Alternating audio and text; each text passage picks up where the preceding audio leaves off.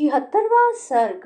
दशरथ नंदन श्री रामचंद्र जी अपने पिता के गौरव का ध्यान रखकर संकोचवश वहां कुछ बोल नहीं रहे थे, परंतु जब दंगनी कुमार परशुराम जी की उपयुक्त बात सुनकर उस समय वे मौन न रह सके। उन्होंने परशुराम जी से कहा, भृगुनंदन ब्राह्मण, आपने पिता के ऋण से उत्तीर्ण होने की, पिता के मारने वाले का वध करके वैर का बदला चुकाने की भावना लेकर जो क्षत्रिय संहार रूपी कर्म किया है उसे मैंने सुना है, और हम लोग आपके उस कर्म का अनुमोदन भी करते हैं, क्योंकि वीर पुरुष वैर का प्रतिशोध लेते ही हैं। भार्गव, मैं क्षत्रिय धर्म से युक्त हूँ, इसलिए आप ब्राह्मण देवता के समक्ष विनीत रहकर कुछ बोल नहीं रहा हूँ, तो भी आप मुझे पराक्रमहीन और असमर्थ सा मानकर मेरा तिरस्कार कर रहे हैं। अच्छा, अब मेरा तेज और पराक्रम देखिए।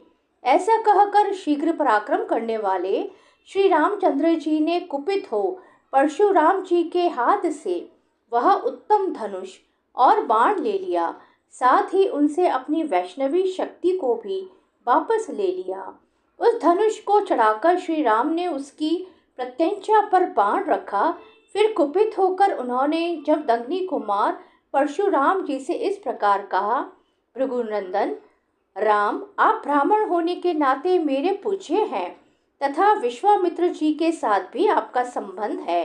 इन सब कारणों से मैं इस प्राण संहारक बाण को आपके शरीर पर नहीं छोड़ सकता। राम, मेरा विचार है कि आपको जो सर्वत्र शीघ्रता पूर्वक आने जाने की शक्ति प्राप्त हुई है उसे, अथवा आपने अपने तपोबल से जिन अनुपम पुण्य लोकों को प्राप्त किया है उन्हीं को नष्ट कर डालूं, क्योंकि अपने पराक्रम से विपक्षी के बल के घमंड को चूर कर देने वाला यह दिव्य वैष्णव बाण जो शत्रुओं की नगरी पर विजय दिलाने वाला है, कभी निष्फल नहीं जाता है। उस समय उस उत्तम धनुष और बाण को धारण करके खड़े हुए श्री रामचंद्र जी को देखने के लिए संपूर्ण देवता और ऋषि ब्रह्मा जी को आगे करके वहां एकत्र हो गए। गंधर्व, अप्सराएं, सिद्ध, चारण, किन्नर, यक्ष, राक्षस और नाग भी उस अत्यंत अद्भुत दृश्य को देखने के लिए वहां आ पहुंचे। जब श्री रामचंद्र जी ने वह श्रेष्ठ धनुष हाथ में ले लिया, उस समय सब लोग आश्चर्य से जड़वत हो गए। परशुराम जी का वैष्णव तेज निकलकर श्री रामचंद्र जी में मिल गया, इसलिए वीर्यहीन हुए जब दंगनी कुमार राम ने दशरथ नंदन श्री राम की ओर देखा।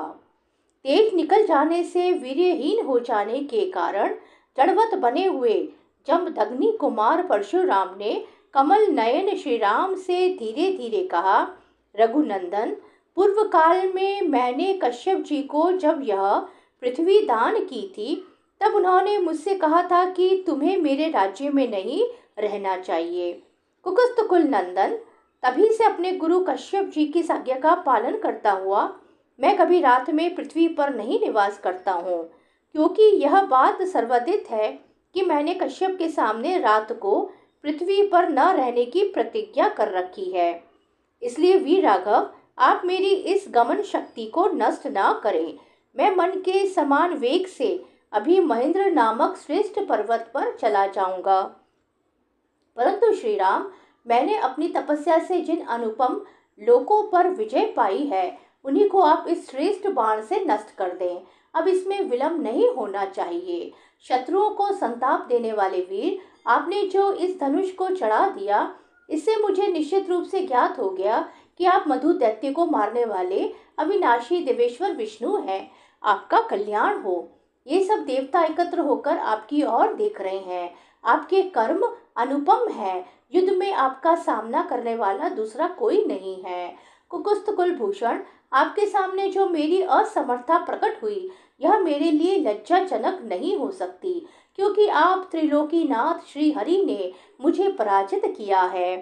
उत्तम व्रत का पालन करने वाले श्री राम, अब आप अपना अनुपम बाण छोड़िए। इसके छूटने के बाद ही मैं श्रेष्ठ महेंद्र पर्वत पर जाऊंगा। जब दंगनी नंदन परशुराम जी के ऐसा कहने पर प्रतापी दशरथ नंदन श्री रामचंद्र जी ने वह उत्तम बाण छोड़ दिया।